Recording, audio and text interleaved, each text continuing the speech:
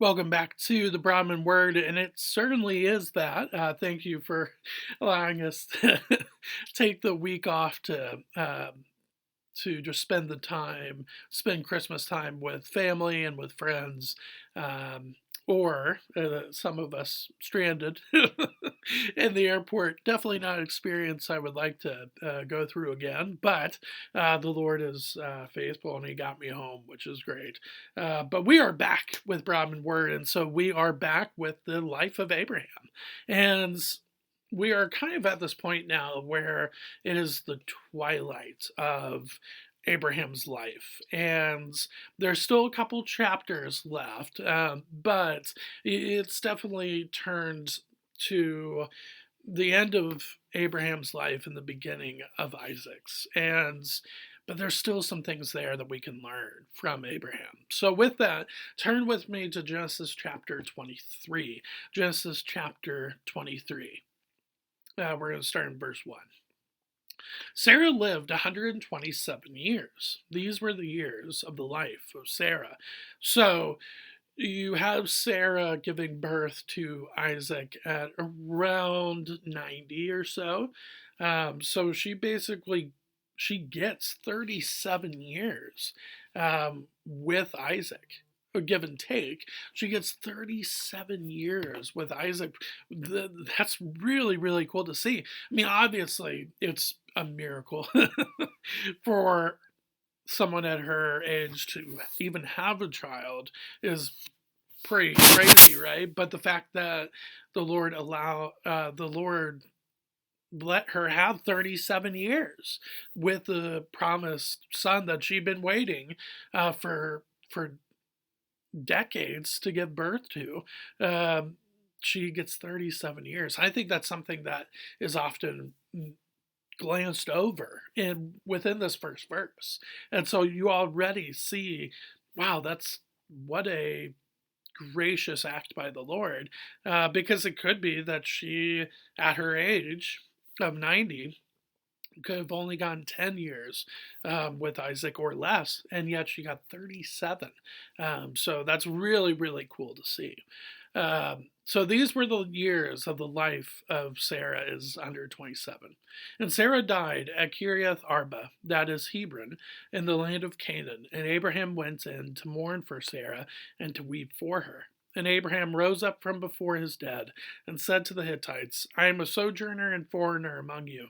Give me property among you for a burying place, that I may bury my dead out of my sight. So before we get to their response, I think it's so, so important to see how leaders mourn, whether it is a personal loss, whether it is a loss in their community, whether it is a loss in their church, whether it is a loss in their country that they live in.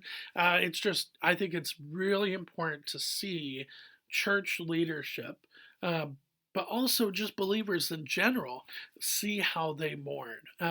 Lamentation is a lost art, but also a lost ministry um, opportunity as well within the church. And what lamentation is just this point where you just basically you cry out to the Lord.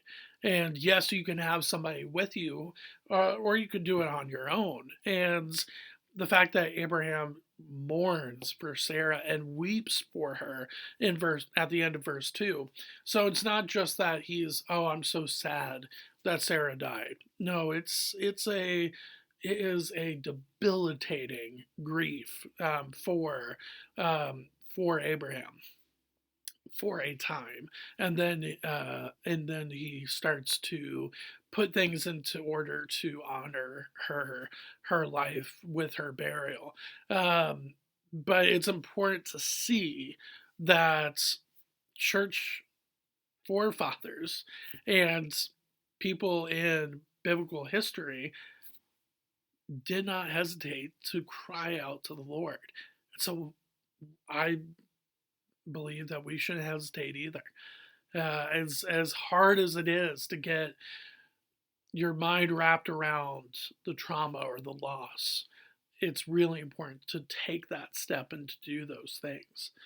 Um, and so he asked this for a burial place, and the Hittites answer him. The Hittites answered Abraham, "Hear us, my lord, you are a prince of God among us. Bury your dead in the choicest of our tombs. None of us will withhold from you his tomb to hinder you from burying your dead." And that's really interesting. Um, it could also be called a mighty prince of God, but that's a really really interesting way to describe Abraham as a prince of God. Just what beautiful description that is. But basically, they say to him, "Look, we have so much respect for you as a person, but more so, we have so much reverence for your God that you represent." Um, and again, is this mean that the Hittites are saved? No, it does say you are a prince of God. It doesn't say the God or the only God. So it's not like the Hittites are saved, but they recognize that Abraham is a godly man, and so because of that, they are willing to give him their own tombs. And this is a very, very big um, show of gratitude and of honor by the Hittites to Abraham, because a tomb is not just something that you could just do all over again. The ones that they are describing, at least those tombs, the choicest of our tombs, are ones that are poured money into. They are built ahead of time to honor the person that is going to be put in that tomb eventually. And lo and behold, of course, we see this in the Gospels with Joseph of Arimathea giving Jesus his tomb. Now, granted, it's um, it's a little bit different, right? But it's very similar, and that is really really interesting to see, and how much respect they have for Abraham being a godly man. And so Abraham is grateful for this. Abraham rose and bowed to the Hittites, the people of the land. And he said to them, "If you are willing that I should bury my dead out of my sight, hear me and entreat for me Ephron, the son of Zohar, that he may give me the cave of Machpelah, which he owns. It is at the end of his field. For the full price, let him give it to me in your presence as property for a burying place." And so he comes up with this place of burial, and so they go to see Ephron. Now Ephron was sitting among the Hittites, and Ephron the Hittite answered Abraham in the hearing of the Hittites of all who went in at the gate of his city, "No, my lord, hear me. I give you the field, and I give you the cave that is in it. In the sight of the sons of my people, I give it to you. Bury your dead." So, off behind the scenes, Abraham basically makes this request to Ephron, "Hey, I will pay for this. Do you mind if I pay for your tomb?" And Ephron, kind of echoing the sentiment about that the Hittites made in verse 6, he basically tells Abraham, "No, please take it, because it would be such an honor for Ephron and his family to house in his tomb a loved one of Abraham, because they esteem him that much." But not just because of him, but because of the Lord that he serves too, right? So it's just this beautiful picture about how believers can have an impact on their community, including a community that is not that does not worship Jesus, or in this case, does not worship Jehovah, which is God. Yeah. So it's just, yeah, it's really interesting to see that. I think we have to keep that in mind as we go about our day and in our communities. So let's see how Abraham responds, though. Verse 12. Then Abraham bowed down before the people of the land, and he said to Ephron in the hearing of the people of the land, But if you will hear me, I give the price of the field. Accept it from me that I may bury my dead there. So he goes from, and it kind of reminds you of this back and forth that Abraham did with I believe Jesus right before Sodom and Gomorrah. I think you see that back and forth here with Ephron. And so he's saying, okay, well, maybe not. Okay, if you don't want me to pay for the cave, I'll pay for the lot that is, the lot of land that the cave is on. I'll pay that at least. At least allow me to do that. And Ephron let's see how he responds to that. Ephron answered Abraham, My lord, listen to me. A piece of land worth 400 shekels of silver. What is that between you and me? Bury your dead. So basically, he says, look, here is the price that's typically allowed. It was about 2/5 of an ounce or 11 grams would be a shekel. And so times that by 400, right? So it's a good amount. But basically, he says, look, whatever that price is, I would rather go, I'd rather not take that. And again, just allow me to have the honor of burying your wife for you. Um, but then Abraham continues to not take that. So, verse 16 Abraham listened to Ephron, and Abraham weighed out for Ephron the silver that he had named in the hearing of the Hittites, 400 shekels of silver, according to the weights current among the merchants. So, basically, he's given a hypothetical price by Ephron, and yet he pays it. And I think the reason why is because he wants to show hospitality, no, well, not hospitality, great gratitude for the hospitality of Ephron. I think that's what he's getting at.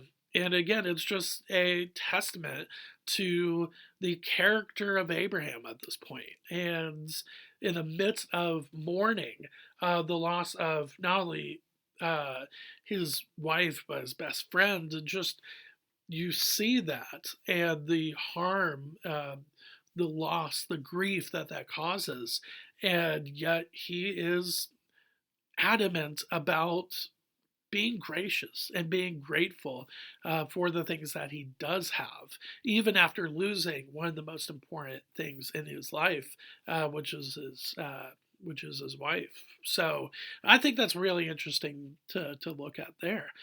So the field of Ephron and Machpelah, which was to the east of Mamre, the field with the cave that was in it, and all the trees that were in the field throughout its whole area was made over to Abraham as a possession in the presence of the Hittites before all who went in at the gate of his city. After this, Abraham buried Sarah his wife in the cave of the field of Machpelah, east of Mamre, that is Hebron, in the land of Canaan. The field and the cave that is in it were made over to Abraham as property for a burying place by the Hittites. I think this is really important to see that, okay, yes, he bought the field, but what about the cave? He didn't necessarily buy that because remember, he wanted to, but Ephron said, nah, you don't have to. And so the family of Ephron could later on say, look, no, we technically still own this. But instead, they just give over the rights of the cave in the agreement, the land purchase agreement, if you want to call it that, for the lot of the land. They just throw in the cave as basically a bonus, a free bonus.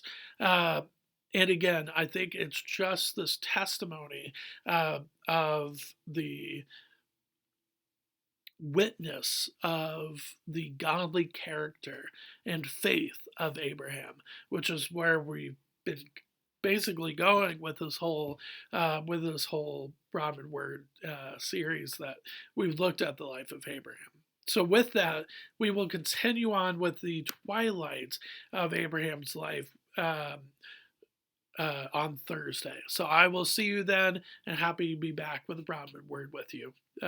See you Thursday.